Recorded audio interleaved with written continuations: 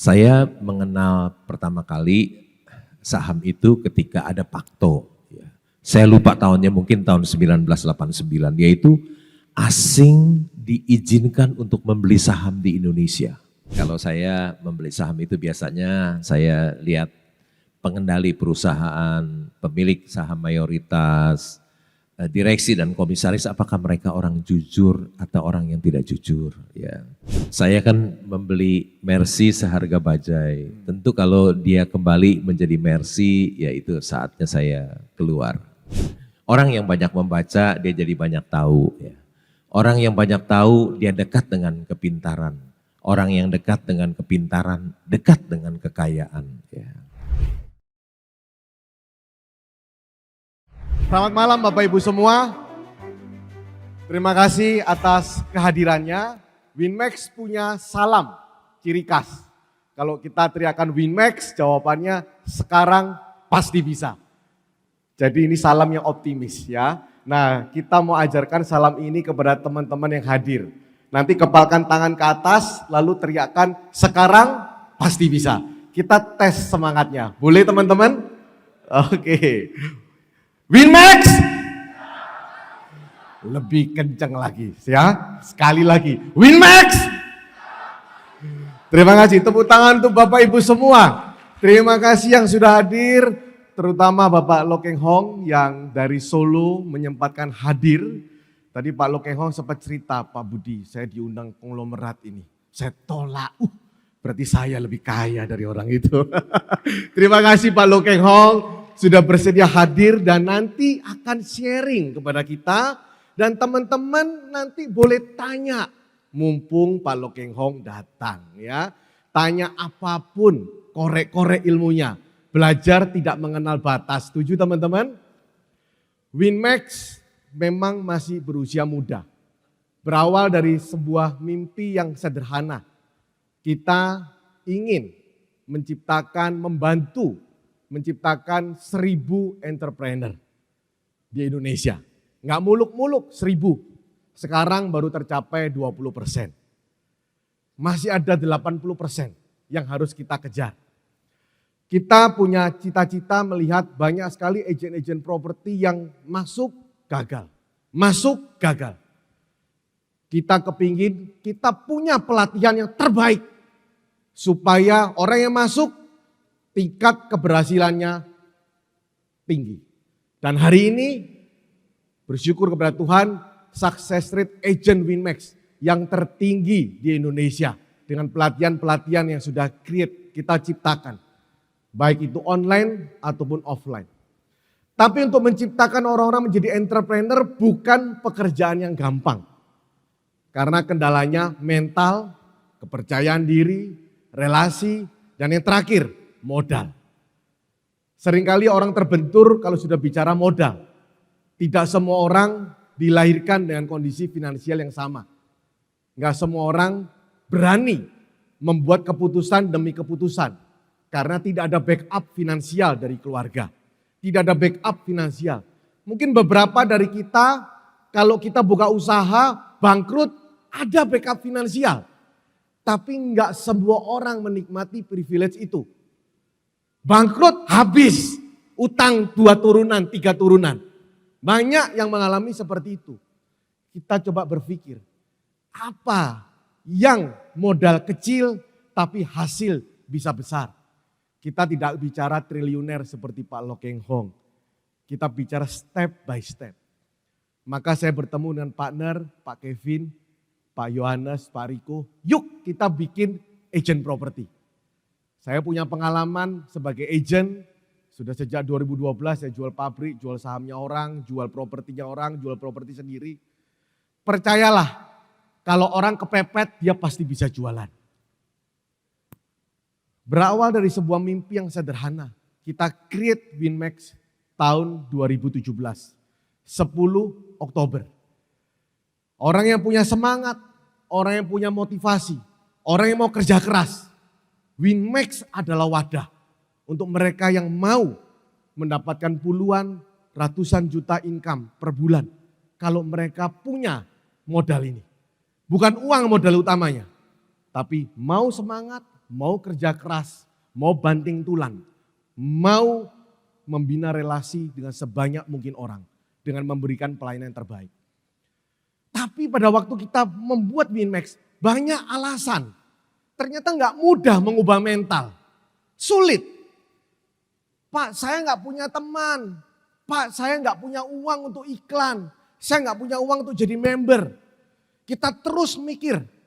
Kita terus bangun infrastruktur Winmax.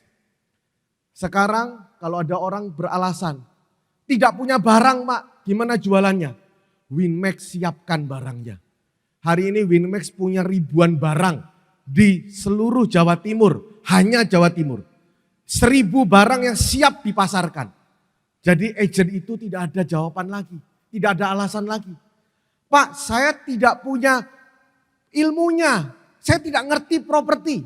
Winmax siapkan solusinya. Kita punya mentor, siap melatih 24 jam. Mau kapanpun, bangun tidur, mau tidur, buka aplikasi, klik.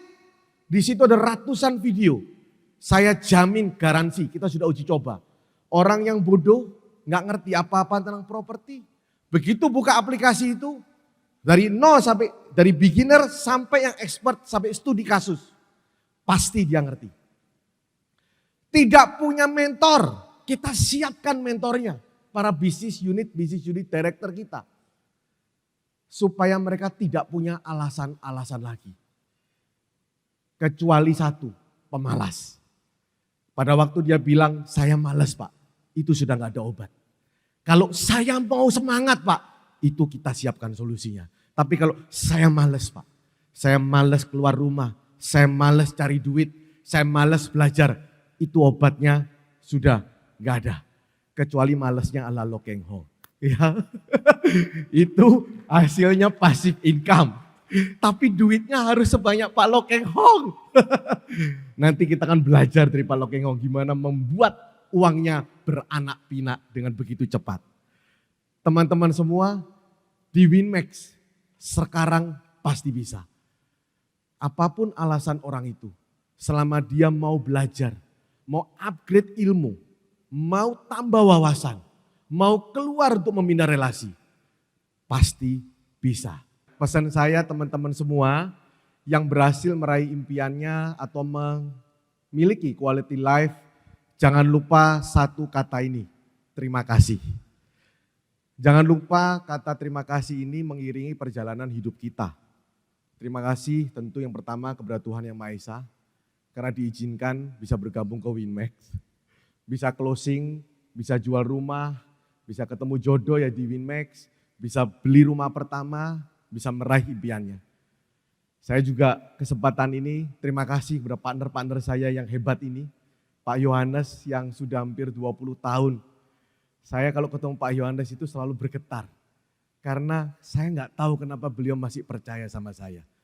Pak Yohanes thank you banget, 20 tahun kalau nggak salah.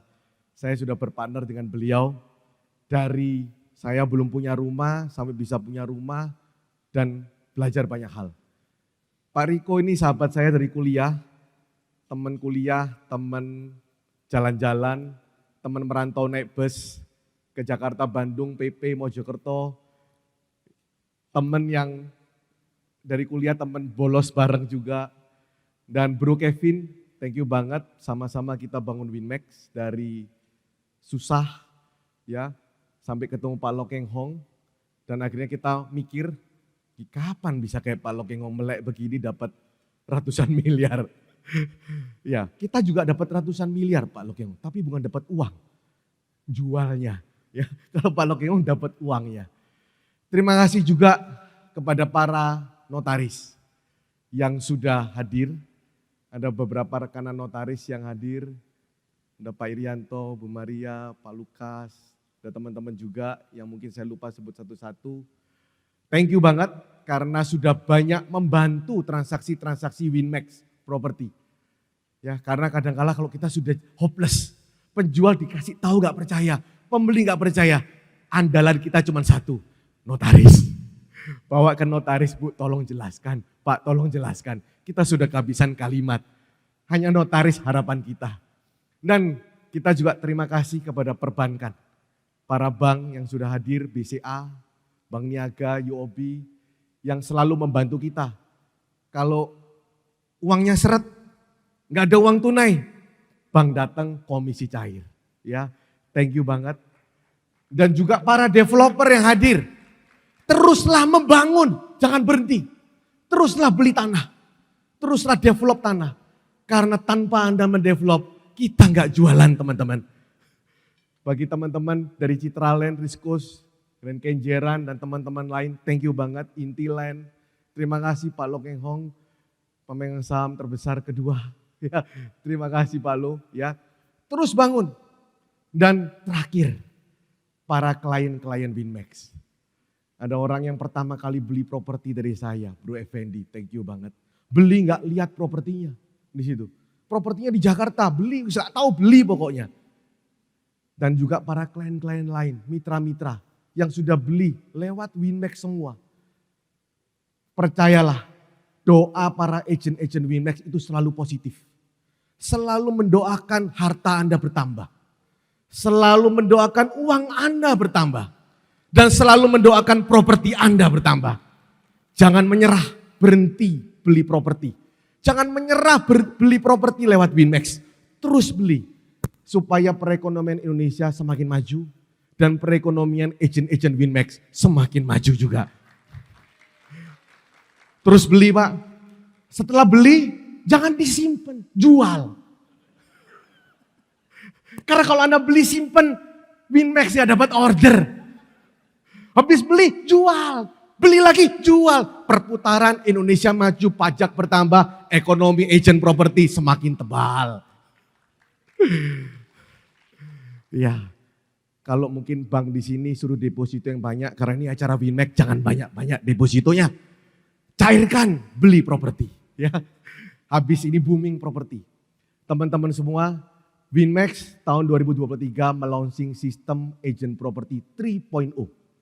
Di mana bisa membangun bisnis tanpa perlu punya kantor. Agent property lain bingung, bikin kantor gak bisa jualan, bikin kantor fixed cost. Winmax ketemu solusinya. Agent property 3.0, kita membuat sistem business unit director. Sistem ini memungkinkan Anda mendapatkan hasil dari seluruh tim Anda tanpa perlu Anda rekrut langsung. Jadi seperti Anda punya kantor tapi tanpa perlu punya fisiknya. Jadi digital, makanya kita sebut 3.0. Thank you kepada Pak Riko yang sudah membantu meng-create sistem tersebut. Ini mahasiswa paling pinter di kampus saya dulu ya, lulusan US ya, USA, Universitas Surabaya ya. Ya, kita create dan teman-teman gak usah pusing mikirin accounting, karyawan, rekrutmen, jualan aja sama didik tim. Kita yang urus semua dari Winmax Pusat ya.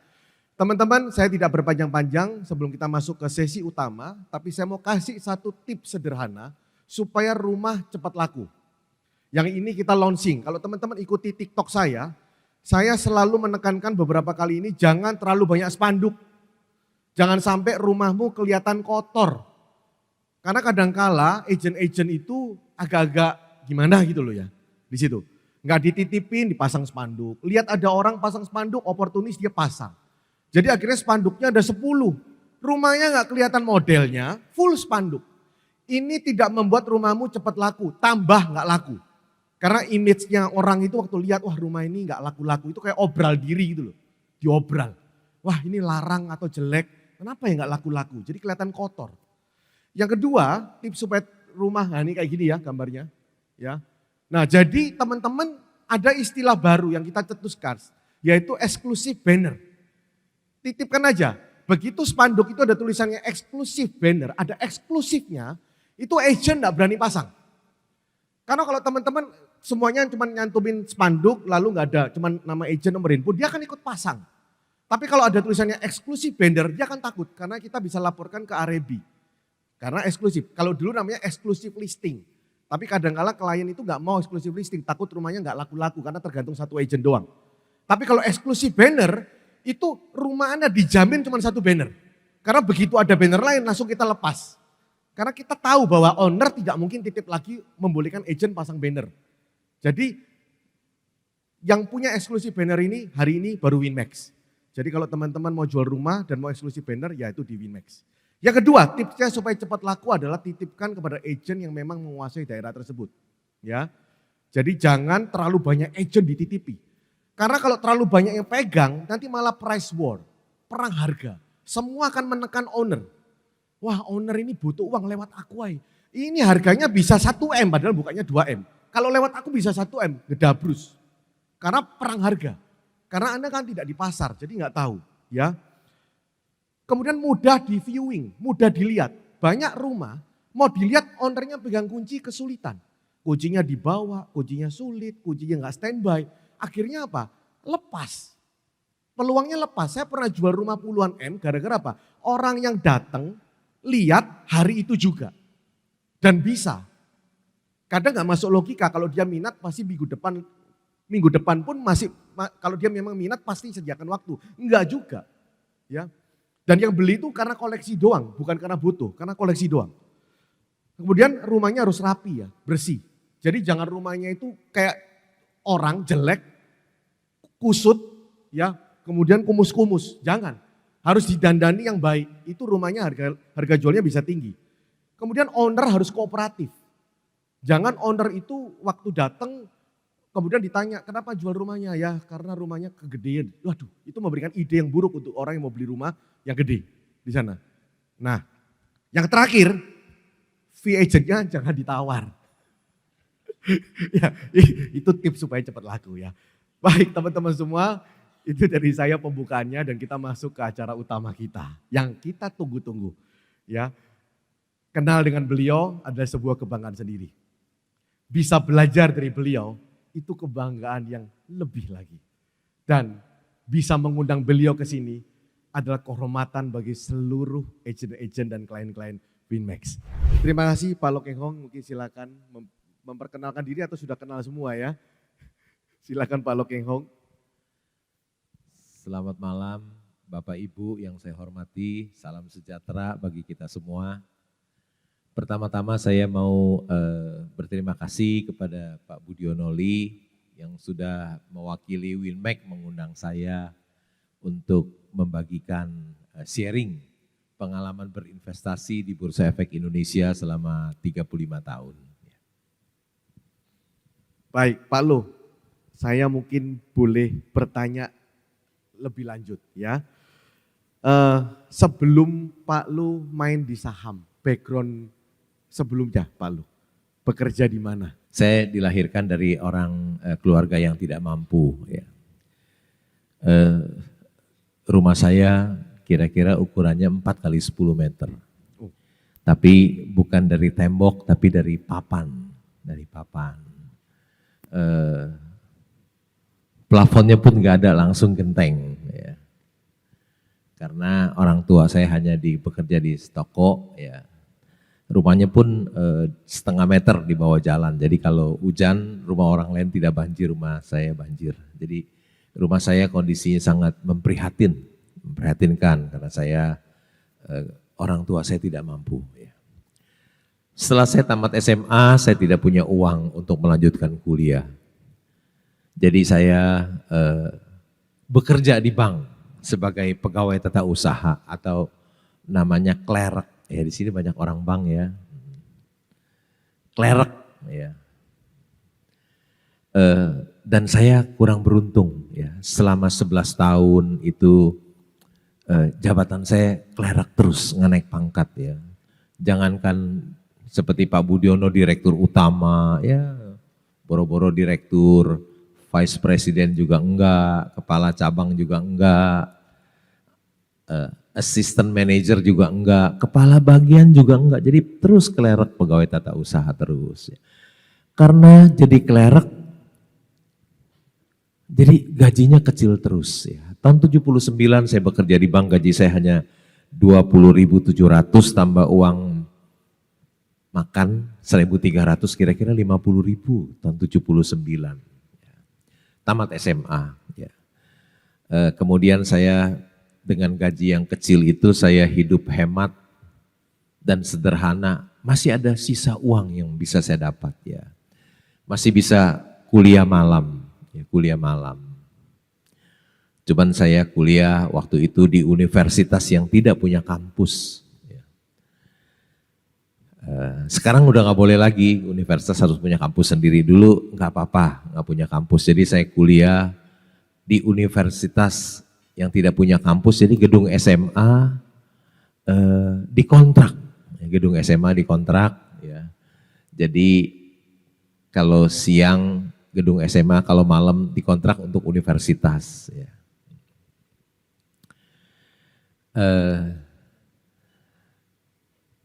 Itu letaknya di seberang RSCM. Kemudian tahun 90, kalau tidak salah tahun 89 itu ada Pakto ya, bank-bank baru diizinkan buka. Jadi salah satu pengusaha di Surabaya membuka bank ya di Jakarta, pengusaha dari Surabaya. Dan waktu itu setelah saya 11 tahun bekerja, gaji saya yang 50.000 itu baru naik ke 350, ya, 350.000. Dia pengusaha dari Surabaya ini buka bank. Ya. Kemudian dia nasabah saya. Jadi dia ajak saya, kemudian saya minta gaji 1 juta, dikasih. Ada uang kesehatan 50.000, jadi 1.050.000. Jadi gaji saya naik 200%. Waduh, naik gaji 200%, pasti kerjanya habis-habisan. Ya. Pagi paling datang paling pagi, pulang paling malam. Ya. Semua nasabah saya yang punya uang pasti saya teleponin satu-satu. Ya. Saya sekarang sudah pindah di bank yang baru nih. Kalau dulu zaman dulu bunganya tinggi, misalnya 10% bunga deposito. Nggak seperti sekarang hanya 5%. Ya. 10%, kemudian saya kasih lebih. Mau nggak di tempat yang baru ini saya bisa kasih 12% per tahun. Oh, dia pikir banyak juga ya, tambah 2%, mereka pada pindah. Setelah pindah, 1 tahun kemudian karena saya sangat rajin ya, karena dikasih gaji gede jadi rajin sekali. Terus 1 tahun kemudian saya naik jadi kepala cabang bank. Kepala cabang otomatis gaji saya loncat lagi disesuaikan dengan gaji kepala cabang. Ya. Tetap saya hidup hemat dan sederhana ya, meskipun pangkat naik, gaji naik, pengeluaran gak naik. Ya. Jadi ada sisa uang untuk dibelikan saham. Ya. Ada banyak sisa uang yang bisa dibelikan saham. Setelah 34 tahun, uang itu jadi besar. Ya. Saya merasa berkat Tuhan itu begitu besar dalam hidup saya. Ya. Begitu ajaib. Ya. Apa yang saya tidak pernah pikirkan, itu yang Tuhan berikan bagi saya. Ya. Saya nggak pernah loh terpikir seorang klerk 11 tahun jadi klerk di bank bisa jadi seperti sekarang ini. Itu karena berkat dan kemurahan Tuhan di dalam hidup saya. Demikian Pak Budiono. Terima kasih. Pak Lo, mengenal dunia saham pertama dari siapa Pak? Atau dari mana? Saya mengenal pertama kali saham itu ketika ada Pakto. Ya. Saya lupa tahunnya, mungkin tahun 1989, yaitu asing diizinkan untuk membeli saham di Indonesia. Ya, membeli saham di Indonesia, sehingga saham itu harga saham pada naik tahun 89, 34 tahun yang lalu. Nah, teman-teman saya di bank pada beli saham. Teman-teman saya di bank itu saya ikut-ikutan, ya, jadi sama sekali saya nggak ngerti tentang saham, pada usia saya sudah 30 tahun ya. Kalau kita lihat Warren Buffett itu menjadi seorang investor saham yang terhebat di dunia, dia sudah membeli saham ketika usianya 11 tahun. Tapi saya baru tahu saham terlambat sekali ketika usia saya 30 tahun. Ya. Itu dari ikut-ikutan teman. Semua pada beli saham karena pasar modal booming, asing boleh membeli saham, jadi harga saham di bursa naik, teman-teman saya pada beli saham. Jadi saya ikut-ikutan beli saham, tapi beli kucing dalam karung, tidak tahu apa yang saya beli. Boleh tahu saham pertamanya apa Pak Lu? Saham pertama yang saya beli adalah IPO Gajah Surya Multifinance ya. Jadi itu yang grup Gajah Tunggal. Saya mengantri di gedung BDNI yang bawahnya kecil atasnya besar di Hayam Buruk itu ya. Saya mengantri panjang, penjatahannya pun hanya sedikit. Biasa kalau hukum ekonomi itu permintaan banyak, supply sedikit harga akan naik. Ternyata terbalik. Ya. Di saham itu bisa terbalik. Ya. Permintaan banyak, supply-nya sedikit, harga saham bisa turun. Jadi ketika listing, memang strategi investasi saya itu beli IPO, jual ketika listing. Kan waktu itu listing pada naik semua. Jadi begitu saya beli IPO, begitu listing turun, saya jual dan saya mengalami kerugian. Pertama kali beli saham itu rugi ya. Begitu Pak. Yang ikut-ikutan itu Pak Lu? Yang ikut-ikutan. Ya. Kenapa Pak Lu terjun di dunia saham? Memilih saham sebagai main income-nya? Ya saya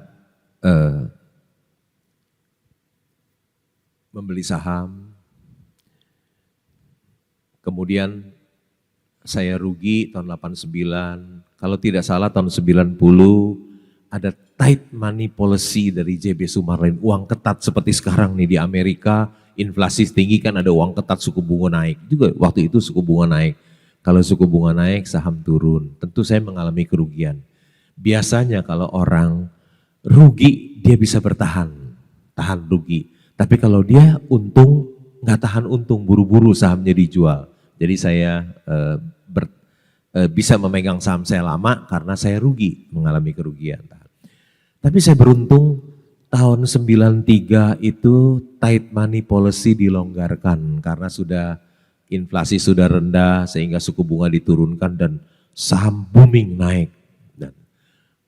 Dan saya mengalami keuntungan setelah rugi 89, 90, 91, 92, 89, 90, 94 tahun rugi ya. Jadi tahun 93 baru mengalami keuntungan, saham itu naik ya. Dan setelah saya mengalami keuntungan, satu hari saya ke Gramedia, saya membaca tentang ada buku judulnya Warren Buffett Way. Ya, saya baca. Orang ini hebat sekali ya. Dia bisa jadi orang terkaya di dunia dari membeli saham, dari investasi di bursa saham di Wall Street. Hebat sekali ya. Itu lebih menguatkan saya bahwa berinvestasi di pasar modal itu bukan main-main loh. Dia bisa menjadi orang terkaya di dunia. Bisa jadi orang terkaya di dunia. Membuat saya tambah semangat ya. Kenapa saya bertahan? Karena bisa jadi orang terkaya di dunia. Contohnya ada Pak Budiono. Ya. Kemudian saya sudah berinvestasi lama. Kemudian saya baca buku itu, semua yang dia lakukan ini benar loh.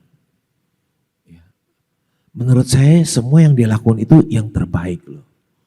Jadi kalau gitu gampang saya copy saja ya.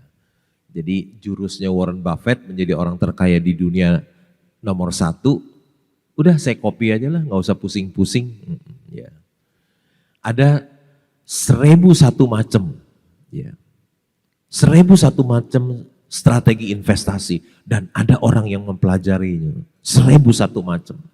Makin dia pelajari, makin pusing dia. Akhirnya nggak beli saham. Ilmu saya cuma satu macam. Ilmunya Warren Buffett saya copy. Berani saya beli saham. Orang yang belajarin 1001 macam jurus malah nggak berani beli karena yang dia pelajari 1001 jurus, yang 1000-nya ajaran sesat. Yang satu yang benar yang dia nggak pelajari, jadi nggak membeli. Kenapa saya bertahan? Karena ada Warren Buffett yang memberikan inspirasi buat saya, Pak Budiono. Cara menganalisa sahamnya Pak Loh Keng Hong, boleh tahu? Ala Loh Keng Hong. Tentu saja kalau saya membeli saham itu biasanya saya lihat pengendali perusahaan, pemilik saham mayoritas, direksi dan komisaris apakah mereka orang jujur atau orang yang tidak jujur. Ya. sangat berbahaya sekali seperti saya sebagai seorang sleeping shareholder. Ya. Sangat berbahaya sekali kalau pengendali perusahaan itu orang yang tidak jujur, yang suka mengambil uang perusahaan untuk memperkaya dirinya. Saya sebagai sleeping shareholder tidak bisa berbuat apa-apa, hanya melihat, ya. Tapi sakitnya sampai di sini, sakit sampai di sini. Oleh karena itu saya taruh nomor 1. Ya. Pokoknya kalau dia orang yang tidak jujur, tidak berintegritas, orang yang suka mengambil uang perusahaan, sorry deh, saya nggak mau berpartner dengan dia karena saya sebagai sleeping shareholder nanti akan dirugikan. Ya. Itu 1. Seperti saya bekerja di bank itu kalau kita kasih kredit seseorang itu ada rumus 5C. C yang pertama itu yang paling penting apa? Karakter orang itu. Ya. Jadi yang pertama kejujuran dari si pengendali. Yang kedua tentu yang saya lihat adalah bisnisnya bagus ada tidak. Ada bisnis yang bagus, ada yang bisnis yang jelek. Tentu yang saya beli adalah wonderful company. Ya. Bisnis yang puntung rokok, cigar butt saya nggak mau. Ya. Perusahaan yang biasa-biasa, yang jelek saya nggak mau beli. Tentu saya beli bisnis yang wonderful. Yang ketiga tentu yang cuannya cuannya cili cuannya yang cuan soro baru dibeli Pak. Cuan banget ya. Yang cuannya gede. Yang keempat, company-nya growing, bertumbuh. Udah cuannya besar, tiap tahun tambah besar, dan tambah besar. Yang kelima, yang terakhir, yang valuasinya murah. Valuasi murah itu artinya ini Mercy yang dijual di harga bajai. Gitu Pak. Ya. Di bursa saham bisa ya Pak? Hanya ada di bursa saham.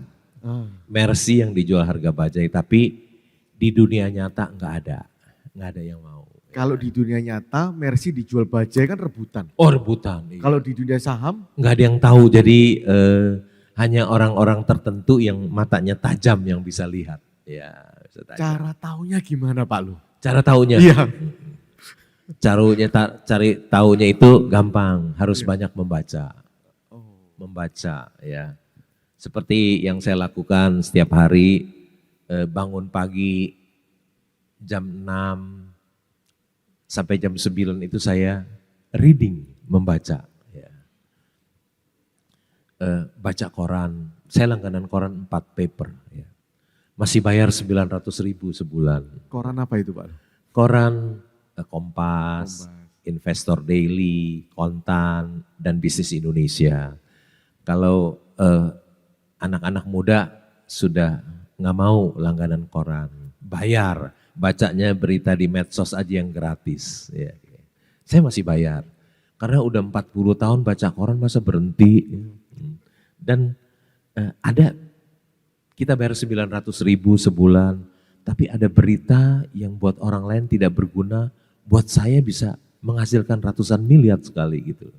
Ada sesuatu di koran, berita yang orang lain tidak sadar tapi itu sangat berguna buat saya. Ya. Jadi saya masih membaca koran, membaca laporan keuangan, membaca annual report, membaca buku-buku saham dari jam 6 sampai jam 9. Jam 9 sampai jam 4.15 saya biasanya kalau ingin membeli saham, saya membeli saham. Kalau ada saham saya yang si bajai ini sudah kembali jadi Mercy, saya jual. Jam 4.15 saya biasanya tidur. Saya tidur sampai 1 atau 2 jam. Bangun, saya mandi, makan. Habis bangun tidur segar lagi, baca, reading kembali, reading and thinking. Reading and thinking ya. Baca lagi sampai jam 12 malam. Mengapa saya bisa menemu dari reading and thinking dari situ, membaca situ. Karena ketika kita membaca itu seperti pepatah bahasa Indonesia yang mengatakan membaca adalah jendela dunia. Bahasa Mandarinnya juga ada, yaitu Su Li Zi Yu Huang Jing U. Ada, Bapak tahu bisa terjemahin? Suli artinya di dalam buku. Huangqing artinya emas, dari uzi dari rumah. Jadi di dalam buku ada rumah emas. Kalau rumah tembok beli sama Pak Budiono, kalau rumah emas adanya di dalam buku.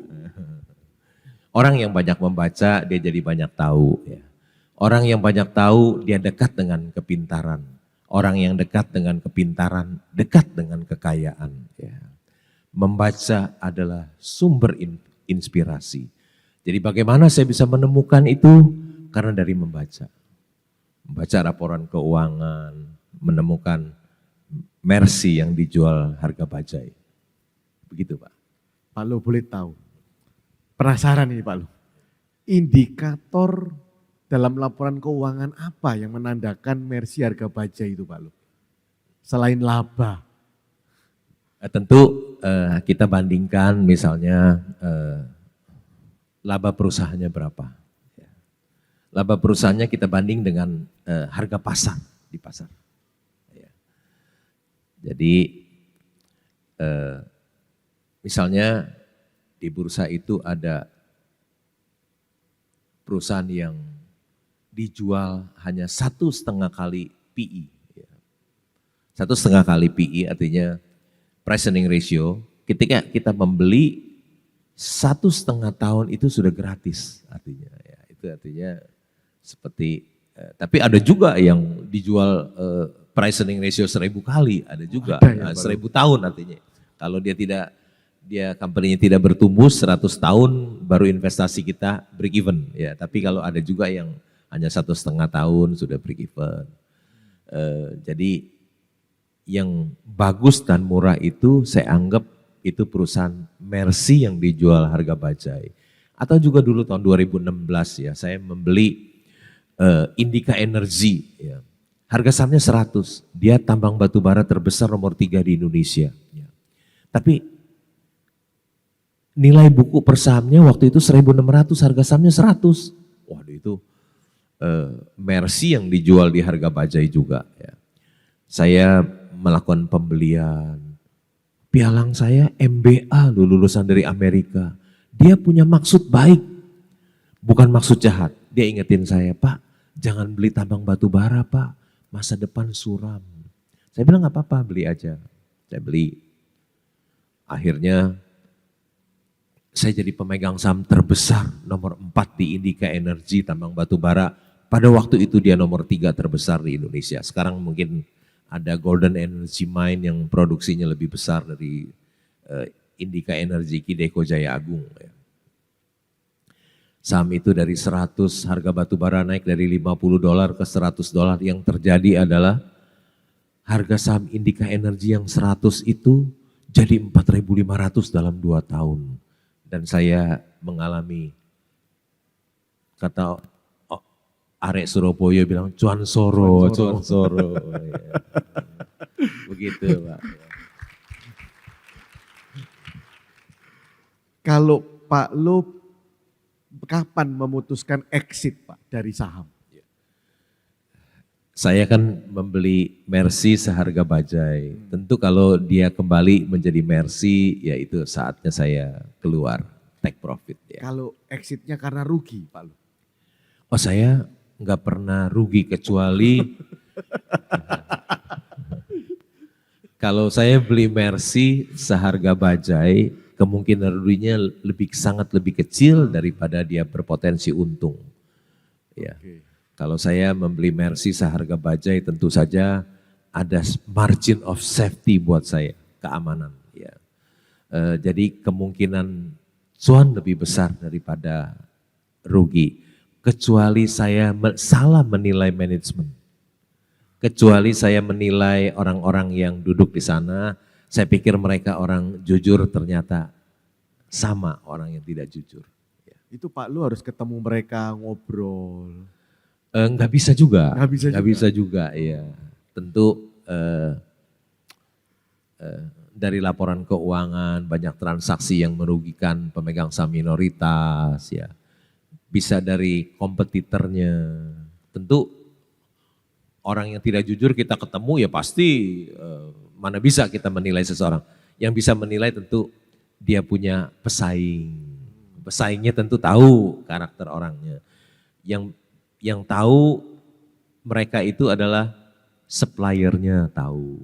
Bagaimana pembayarannya segala macam. Yang tahu juga karyawannya juga tahu. Ya, jadi jurnalis juga tahu, di laporan keuangan juga tahu banyak transaksi afiliasi yang merugikan pemegang saham minoritas. Jadi banyak sumber yang membuat kita bisa tahu. Jadi kalau ketemu nggak bisa, dia kan bisa dalam 1 jam jadi orang baik kan bisa Pak, ya nggak bisa. Kita mesti lihat track record masa lalunya. Pak Lu boleh tahu keuntungan terbesar yang pernah Pak Lu dapat dalam nominal? Boleh tahu nggak Pak Lu? Penasaran. Jangan. Tadi kan saya sudah sebut, saya beli Indika Energy di 100. Jadi pemegang saham terbesar nomor 4 di Indika Energy dan sahamnya naik ke 4.500. Itu dalam 2 tahun capital gain-nya kan 4.000% ya. 4.000%. Itu sangat signifikan jumlahnya. Yang habis ini kita akan beralih ke pertanyaan. Jadi teman-teman yang punya pertanyaan siapkan ya, nanti angkat tangan. Pak Lu, satu saya tanya lagi. Beli saham yang membagikan dividen atau yang enggak membagikan dividen? Tentu kita pilih yang membagikan dividen yang besar, tentu ya. Tapi kalau ada perusahaan yang tidak membagikan dividen tetapi valuasinya sangat murah ya. Sepertinya saya sebut aja grup Penin ya misalnya. Itu tidak membagi dividen ya. Mungkin 10 tahun tidak bagi dividen. Tapi perusahaannya sangat murah sekali, saya nggak peduli. Ya. Perusahaan yang bagus dan sangat murah sekali, nggak bagi dividen, saya nggak peduli. Dan saya pernah jadi pemegang saham terbesar nomor 2 di Panin. Ya, Panin.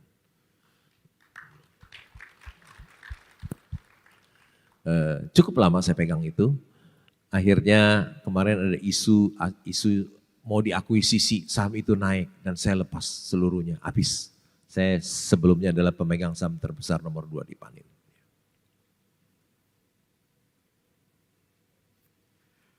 Kita beri aplaus sekali lagi untuk Pak Loh Keng Hong. Saya beri kesempatan sebelum saya lanjutkan ke pertanyaan saya untuk 3 pertanyaan, silakan. Oke, dari Pak Herman dulu, silakan. Satu-satu ya. Ya, satu pertanyaan langsung dijawab gitu ya. Soalnya kalau 3 pertanyaan pertamanya lupa saya. Satu-satu aja. Selamat malam Pak Loh Keng Hong. Ya, selamat malam Pak. Perkenalkan saya Herman. Saya cuma ingin tahu sih dari tabungannya Pak Loh Keng Hong ya, misal simpanannya Pak Loh Keng Hong yang dialokasikan untuk dibelikan investasi saham itu berapa persen Pak? Terima kasih. Tergantung Pak. Tergantung, kalau saya ketemu Mercy harga bajai, uang saya dorong semua Pak, dorong semua. Kalau ketemu berlian yang dijual harga kerikil, tentu saya dorong semua, saya sisain aja 50 juta buat saya hidup sehari-hari. Karena kalau saya nggak punya uang, habis 50 juta kan, saham saya juga berbentuk cash juga kan, saya jual T+2, 2 hari saya dapat cash juga masuk ke rekening saya. Jadi saya nggak takut karena saya pegang saham sama seperti pegang uang cash. Saya jual 2 hari masuk ke rekening saya T+2. Ya. Tergantung kalau saya ketemu Mercy seharga bajai, tentu uang saya akan saya dorong semua. Ya. Mungkin setahun yang lalu ketika saham yang Penin Finansial di 170, uang saya tinggal 50 juta, nggak bisa beli saham lagi. Ya. Tapi ketika nggak punya uang lagi, tapi ketika saham Peninnya naik, saya jual, kemudian saya punya saham Petrosi, diakuisisi, langsung di tabungan saya ada uang cash 1 triliun. Kira-kira tergantung.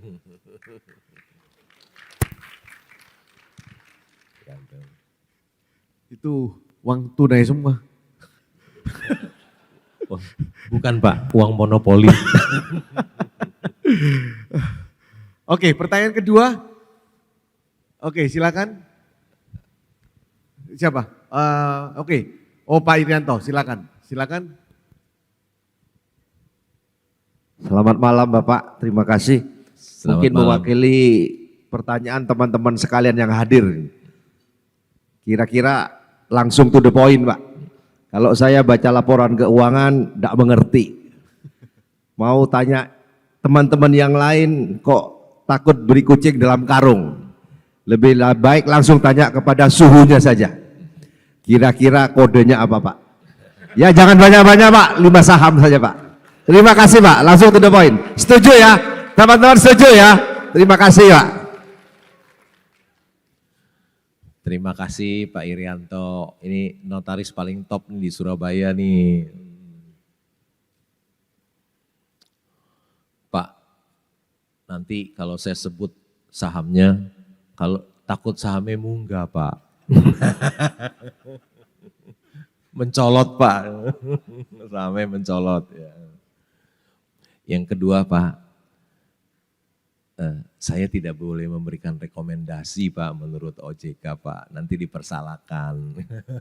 Begitu Pak Irianto. Bolehnya nanti di belakang ya Pak. Nah, di belakang Pak. Atau huruf depannya Pak Lu. 2, kan ada 4 Pak kodenya. 2 aja Pak. Nanti sahamnya munggah Pak.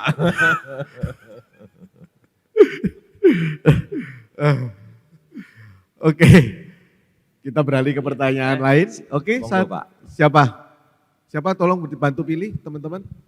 Itu yang Ya, ya, siapa itu, tadi saya lihat di ini yang meja di depan kamera. ini boleh. Ini itu Pak ya. siapa? Selamat malam. oh ya Halo. oke. Oh iya.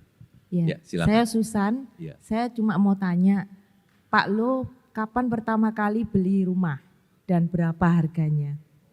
Terima kasih. Properti ini, Pak. Ya, berarti, ya. Saya ketika menikah saya nggak punya uang ya. Istri saya juga nggak punya uang. Jadi saya numpang di rumah adik mama saya ya. Kebetulan adik mama saya punya rumah yang kosong ya, dia punya uang, dia beli rumah yang baru, rumah dia yang tua, yang lantainya masih pakai teraso bukan keramik. Saya nggak tahu, ibu tahu nggak teraso ya? Oke. Ukurannya satu lantai, ukurannya 5x20, saya tinggal di sana. Ya. Dikasih cuma-cuma ketika saya menikah.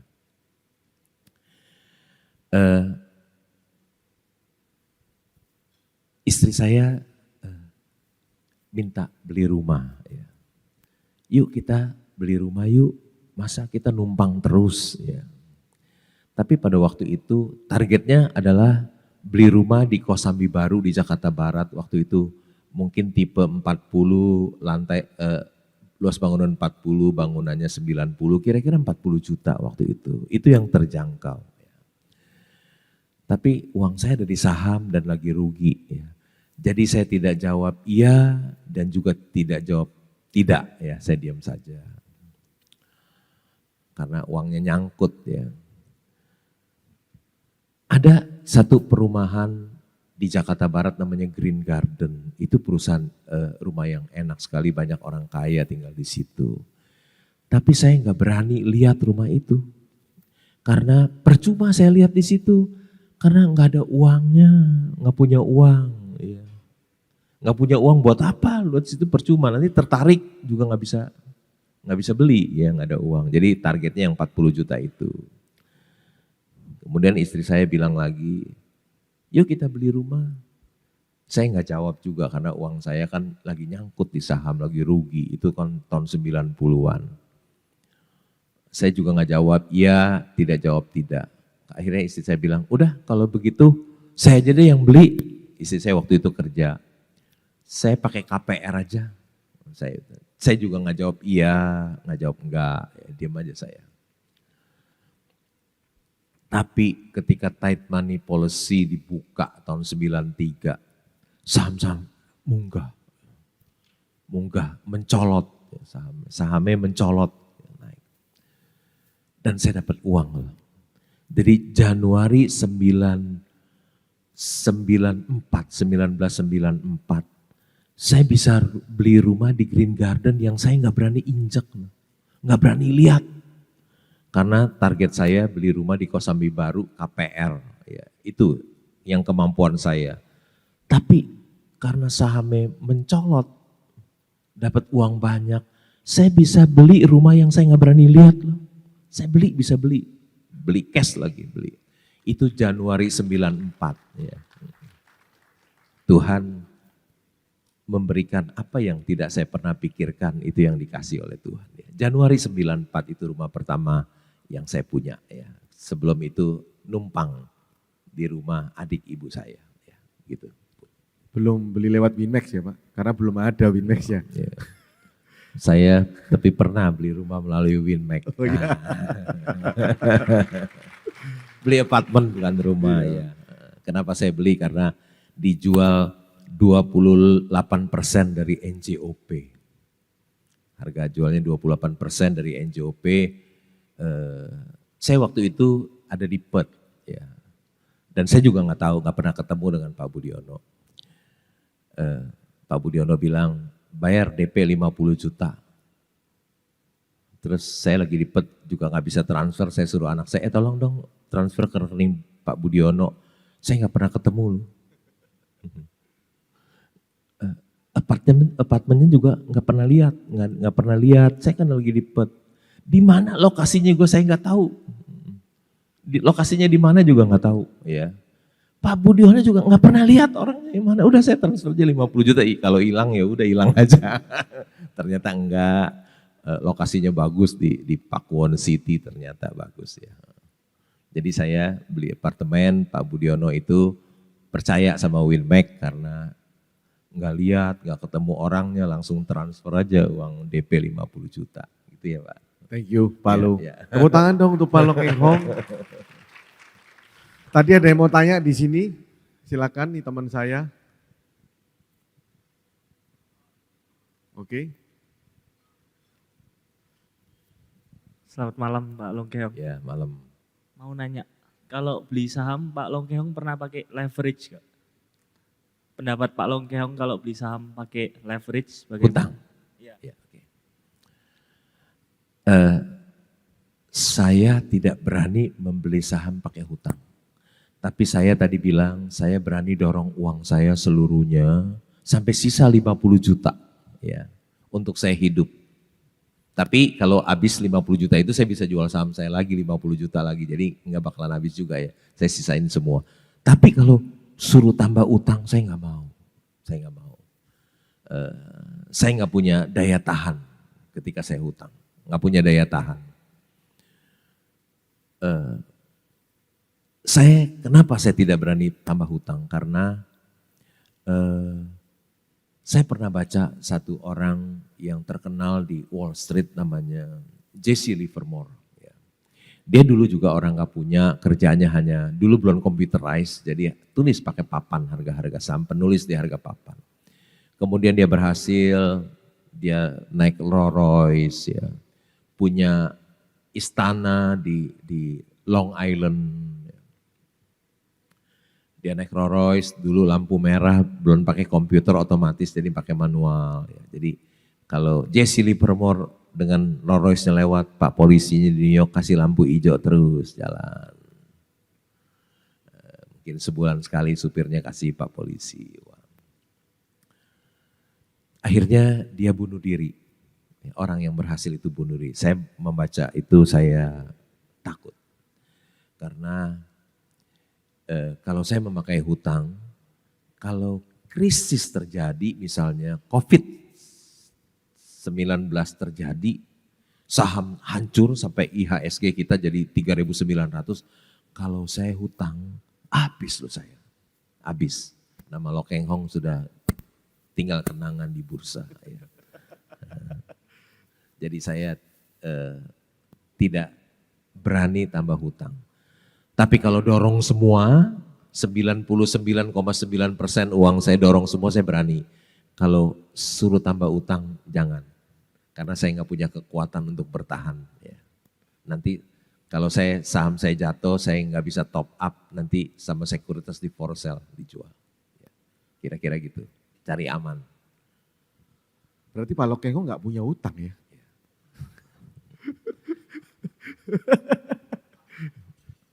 Nggak punya utang, nggak punya kerjaan, duit banyak, enak bener jadi seorang sleeping shareholder, Pak.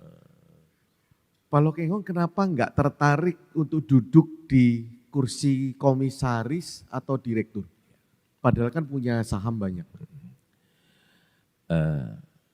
Beberapa hari yang lalu ada pemilik perusahaan publik mengundang saya menjadi komisaris di perusahaannya. Mungkin dari pertama makan sampai selesai ada permintaan 6 kali. Tapi saya tidak mau karena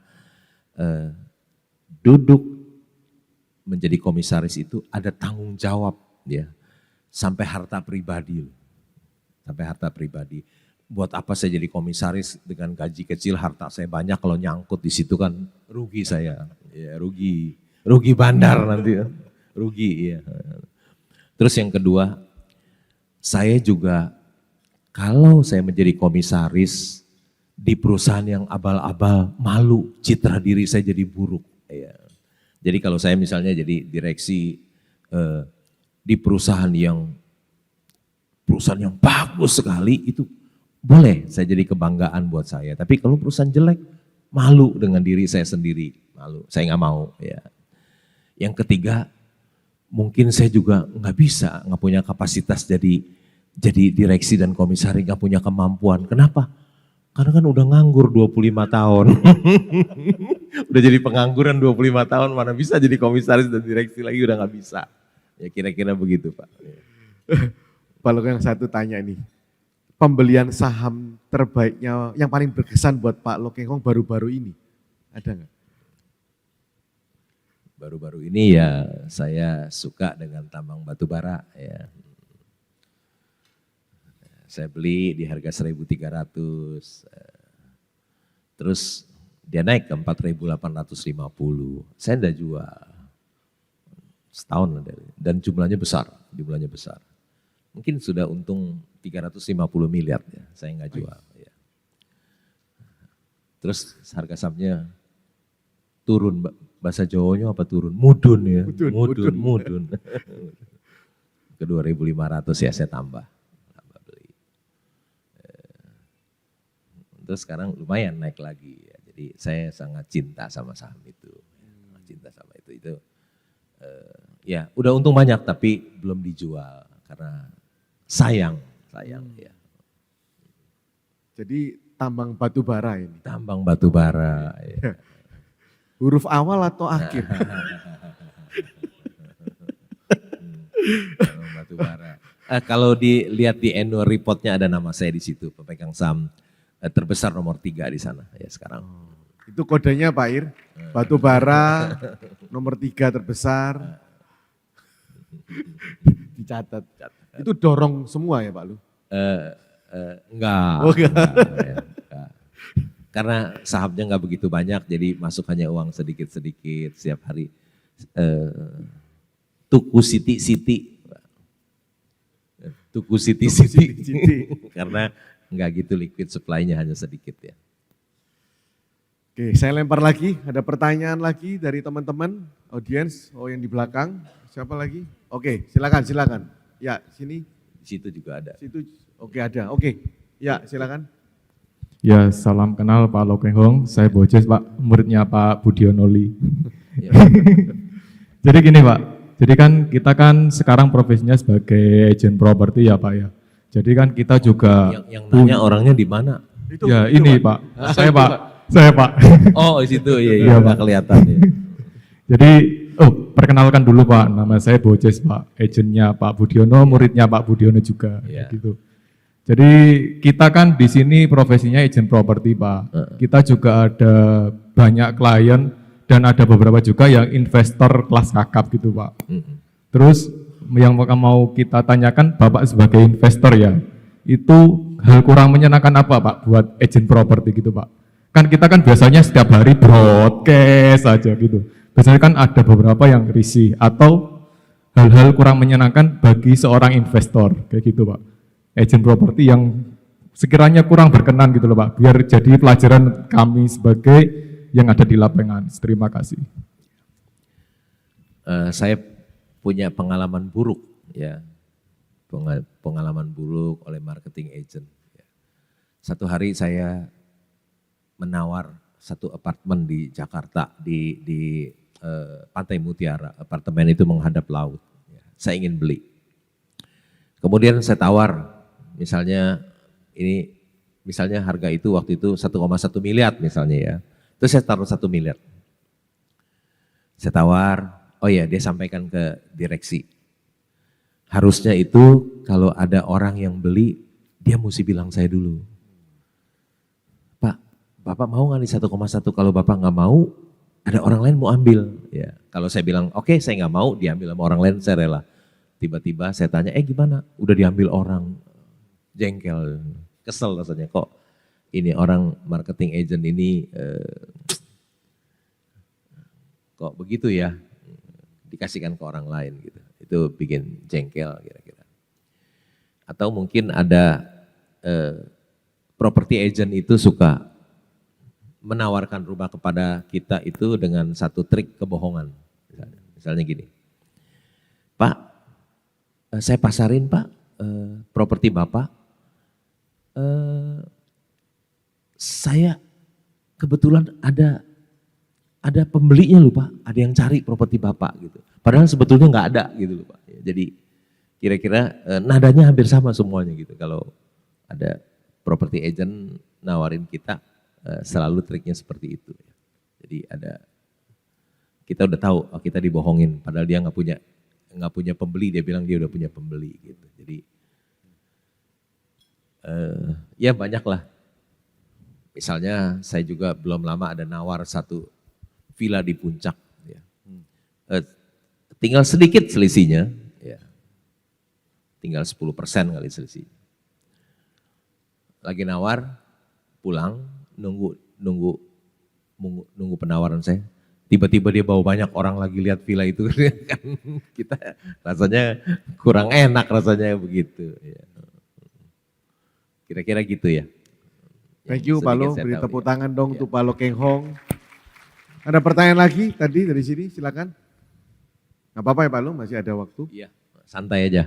Selamat malam Pak Lo. Iya, selamat malam. Saya Irwan. Iya.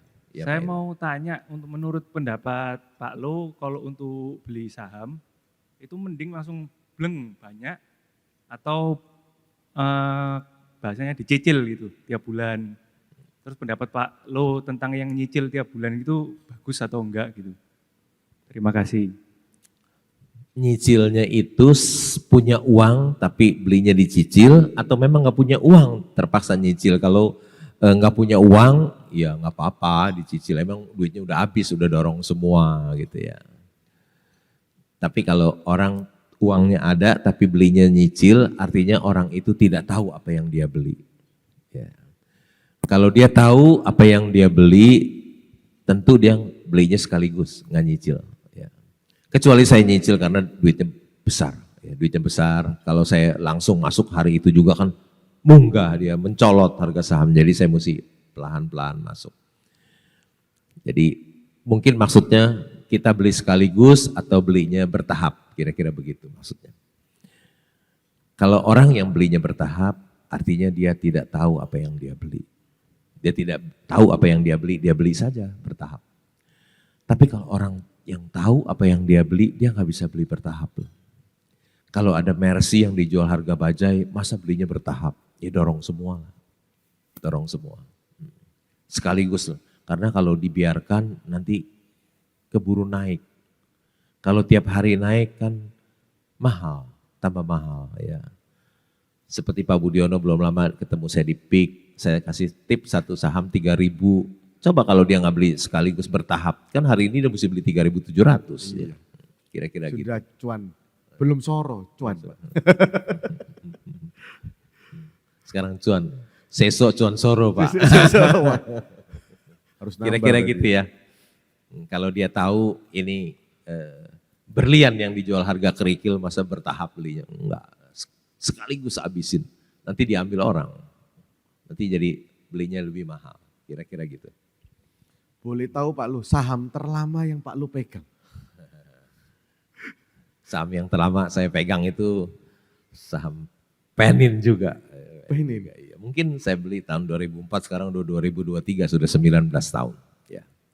Saya beli kira-kira di harga 250, sekarang kira-kira mungkin 1.100. Saya nggak bisa jual, karena saham itu bagus dan murah. Harga sahamnya 1.100, tapi nilai buku per sahamnya 5.000, jadi nggak bisa jual, pegang terus saja. Terus salah harga terus, ya, salah harga terus. Terus dia Mercy harga bajai-bajai terus, ya, bajai terus. Ya. Jadi ditunggu kesabaran, tapi jangan-jangan saya bisa punya jadi pemegang saham di Penin, bukan yang itu anak perusahaannya. Jadi pemegang saham terbesar nomor 2, jangan-jangan saya 19 tahun punya saham ini. Sehingga saya tahu banyak tentang Panin, sehingga saya bisa jadi pemegang saham terbesar nomor 2 itu. Itu hiburan buat saya Pak, ya kira-kira hiburan buat saya.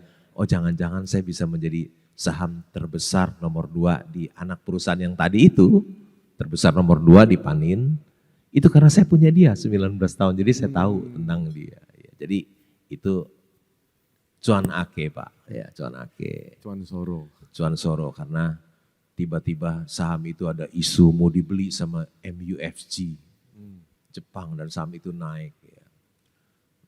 Udah saya jual saja. Begitu saham yang terlama sudah dipegang 19 tahun.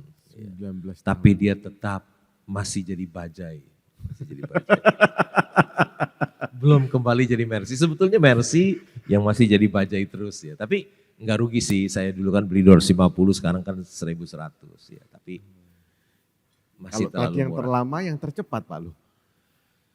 Yang tercepat anggaplah ada Indakiat ya, yang saya beli 1.000, pegang 1,5 tahun jadi 20.000 sahamnya. Ya, jadi itu mungkin cukup cepat ya. Ada yang cepat. Jadi ada yang 19 tahun, ada yang 1,5 tahun begitu. 1.000 jadi 20.000. 20.000. Satu iya. tahun? 1 tahun. 1 tahun setengah. Ya. 1 tahun setengah. Dari 2016 sampai 2007, pertengahan 2017 ya. Kalau di properti nggak ada Pak, 20.000 dijual 1.000 nggak ada. Iya. Ya pasti, pasti. Tapi orang beli properti juga kan nggak ada yang rugi. Iya. Tetap dia naik properti, cuman perlu waktu. It takes time, ya perlu waktu. Orang yang beli di Graha Family di tahun 98, Goldview mungkin hanya 800.000 per meter. Ya. Sekarang 40 juta, udah gain 5.000%. Ya. Saya tahu karena kebetulan saya pemegang saham terbesar nomor 2 di Intiland. Ya. Rekornya satu rumah sudah di atas 60 miliar lakunya Pak. Di Graha Family. Oh. Satu rumah. Apalagi saya punya developernya semua ya. Selain Graha Family, ada Graha Natura, ya kan? Ada Spasio, ada sini gedung 2 tower yang belum laku praksis, ya kan? Belum di Jakarta ada South Quarter, ya kan banyak sekali propertinya. Kapan Pak Lu beli sahamnya Intiland itu Pak? Setahun yang lalu. Setahun yang lalu. Iya. Satu-satunya saham properti yang Pak Lu pegang? Satu-satunya. Iya, Satu-satunya. satu-satunya. Jadi saya semua propertinya saya nilai. Intiland Tower di sini berapa, Spasio berapa, tanah-tanah yang dimiliki berapa, di Graha Natura berapa, di Jakarta ada South Quarter, ada Intiland Tower juga, ada Pantai Mutiara. Ya.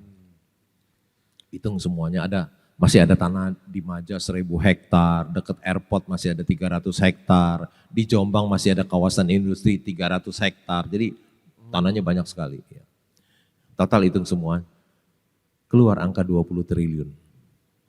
Intiland masih punya properti 20 triliun. Ya.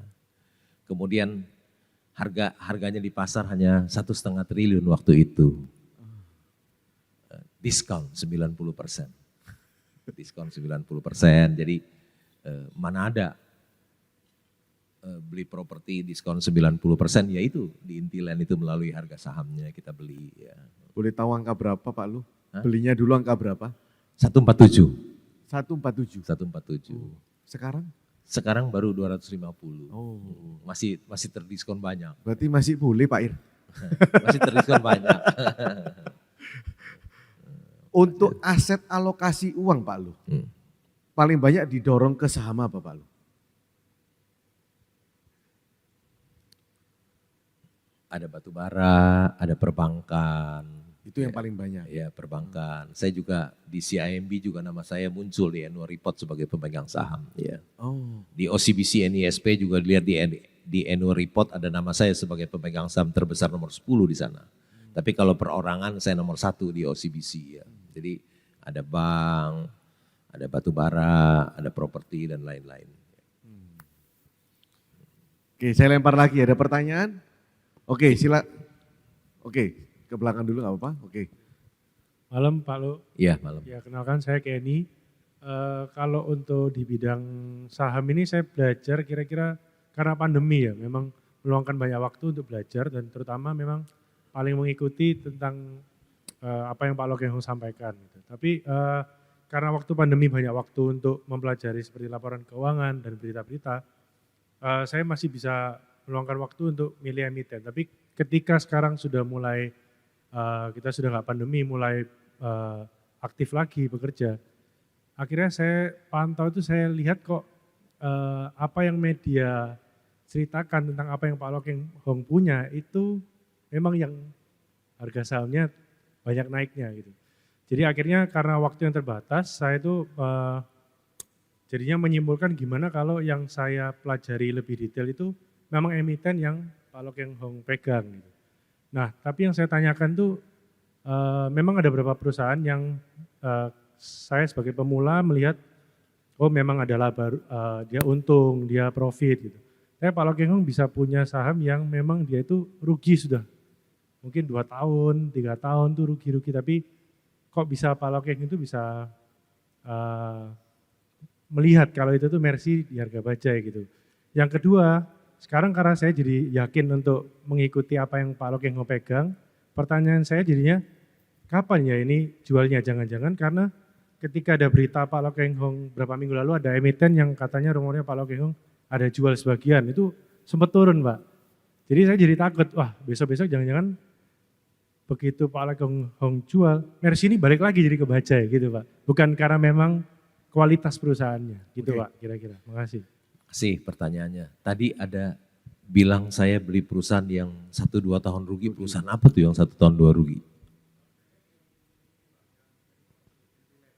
Oh Intiland, Iya, ya, ya. Tapi Saya, tiba-tiba naik Pak. ya, saya lihat Intiland itu rugi, memang properti lagi susah jual sekarang. Tapi saya nggak lihat rugi labanya lagi, tapi saya lihat aset yang dimiliki ada berapa banyak. Ya.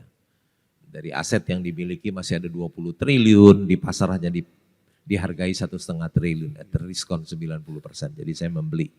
Jadi meskipun itu rugi karena asetnya besar. Ya. Membeli properti di harga diskon 90%. Oke. Yang kedua, tadi bilang kalau saya jual saham, saham itu jatuh. Ya. Jatuhnya mungkin sementara.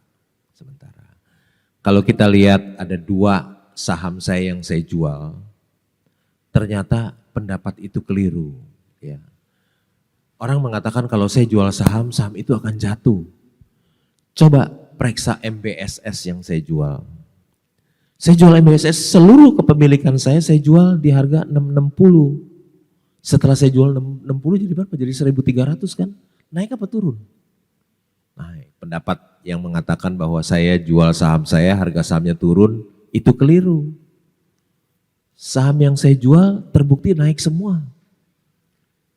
Contohnya MBSS, saya jual 660, sekarang berapa? 1.300 mungkin. Ya. 1. Kedua yang saya jual Petrosi. Saya jual Petrosi 15% kepemilikan Petrosi, coal mining contractor. Ya. Di 3118. Ya, saya ikut tender offer kan 3118. Habis saya jual 3118, sahamnya turun enggak? Jadi 5.000, sahamnya jadi 5.000 lebih. Jadi pendapat yang mengatakan kalau saya jual saham, sahamnya turun itu pendapat yang keliru. Yang sudah terbukti adalah MBSS, Petrosi semuanya naik setelah saya jual. Gitu. Beri aplaus dong untuk jawabannya Pak Lo Keng Hong. Ini dibagikan semua rahasia-rahasianya ya. Pak Lo, mungkin saya tanya satu hal. Impian Pak Lo ke depan apa? Semua kan udah punya. Iya. Iya. Kalau saya punya mimpi apa, gampang terpenuhinya sekarang.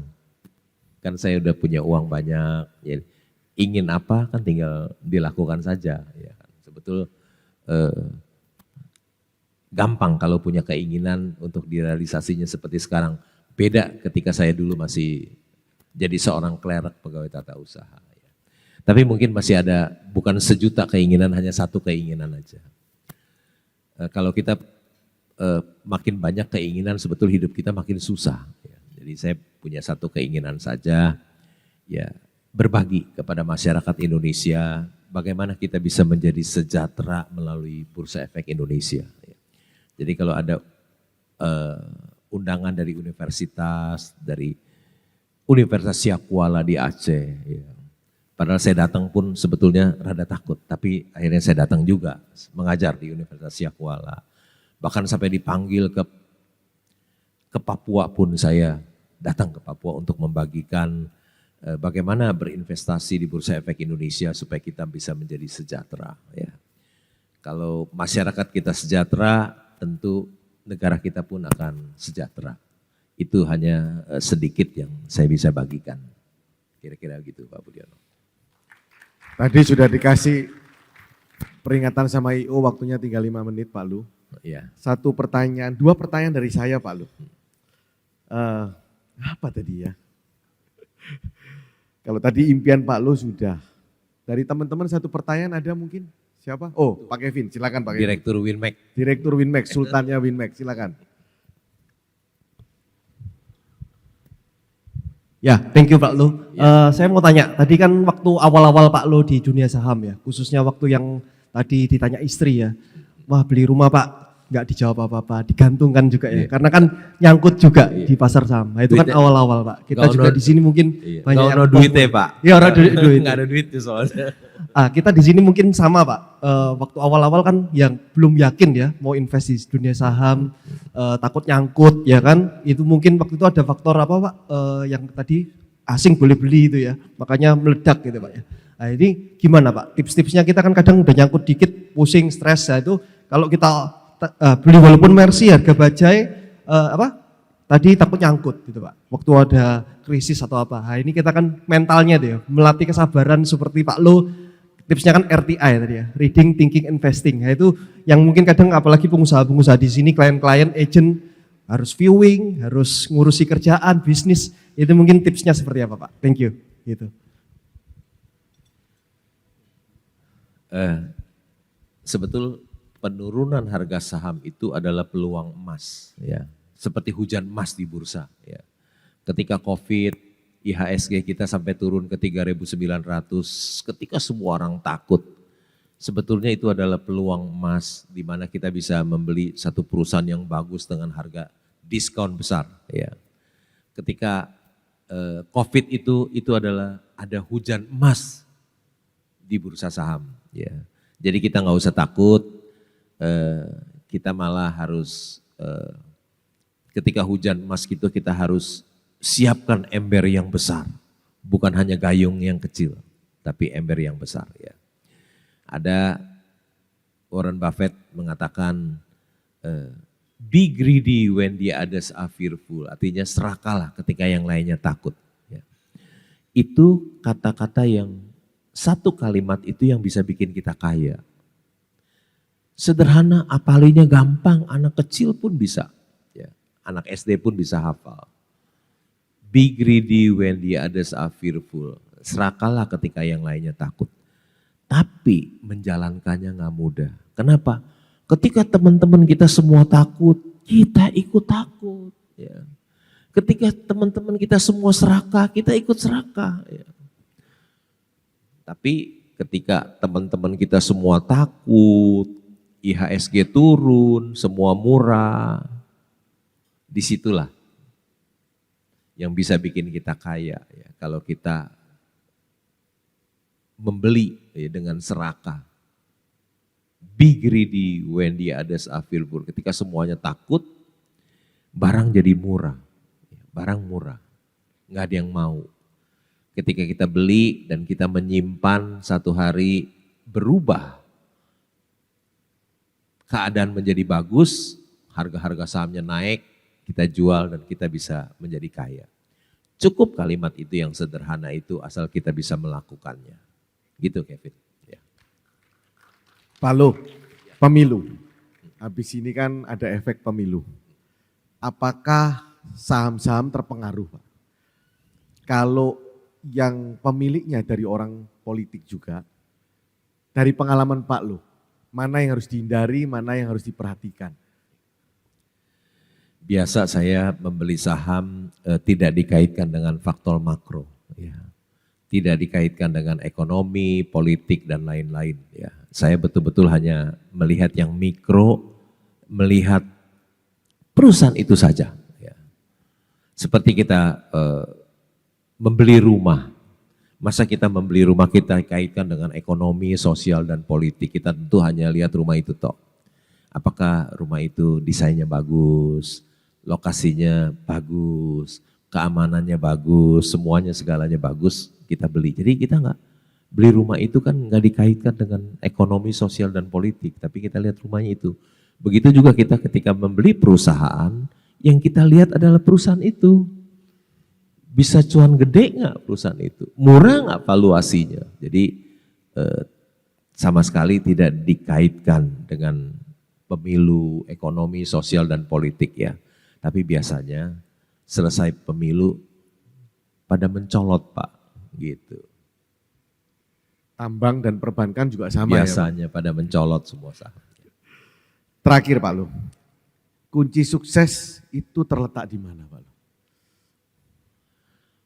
Kunci sukses itu terletak dari apa yang kita lakukan setiap hari. Kunci sukses itu terletak dari apa yang kita lakukan setiap hari. Contohnya pebulu tangkis, juara dunia, juara All England, yang dia lakukan tiap hari apa sih? Pagi jam 5 sampai jam 7 dia latihan, siang dia latihan lagi 2 jam, sore dia latihan lagi 2 jam, malam dia latihan lagi 2 jam, sehari 8 jam sehari. Ya. Kunci sukses itu terletak dari apa yang dia lakukan setiap hari, Pak. Ya. Kunci sukses itu terletak dari apa yang kita lakukan setiap hari. Begitu Pak Budianto. Terima kasih Pak Lokeng Hong, kita beri tepuk tangan sekali lagi untuk Pak Lokeng Hong. Ada penghargaan untuk Pak Lokeng Hong, silakan Pak Lokeng Hong saya undang maju ke depan.